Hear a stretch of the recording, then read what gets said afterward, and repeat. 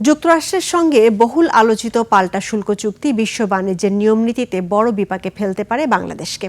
এমনকি চুক্তিটিকে বৈষম্যমূলক আখ্যা দিয়ে চাইলে ঢাকার বিরুদ্ধে ভবিষ্যতে শাস্তিমূলক নীতি নিতে পারবে বিশ্ব বাণিজ্য সংস্থা।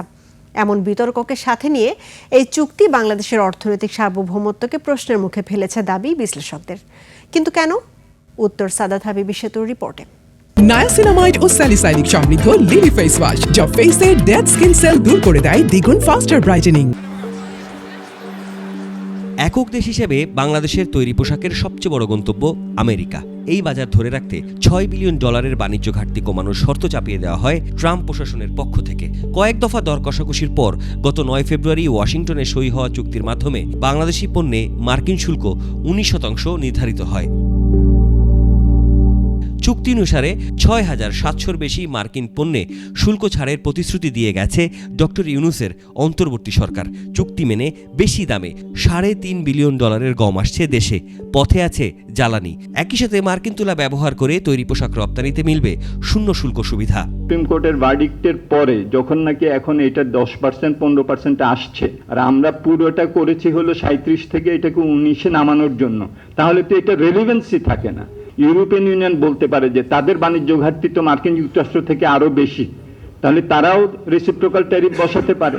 তারাও বলতে পারে যে তাহলে কেন আমার কাছ থেকে এই এয়ারবাস কিনবা না। কৃষি আর প্রযুক্তি যন্ত্রাংশ ছাড়াও মাংস থেকে শুরু করে বিমান আমদানির শর্ত রয়েছে, যার ব্যয় আবার বড়। আবার বছরে বাংলাদেশকে প্রায় 1,327 কোটি টাকার শুল্ক হারাতে হবে। তবে বিশ্লেষকদের মতে এর চাইতেও বড় ইস্যু হয়ে দাঁড়িয়েছে চুক্তির অপ্রকাশযোগ্য শর্তের বেড়াজাল। তৃতীয় দেশের সাথে সম্পর্ক কি হবে, কার কাছ থেকে আমি কি কিনতে পারবো, কার কাছ থেকে আমি বাণিজ্য চুক্তি করতে পারবো কি পারবো না, এগুলো তো আমাদের সার্বভৌমত্বের প্রশ্নের সাথেও জড়িত। এখানেই শেষ নয়।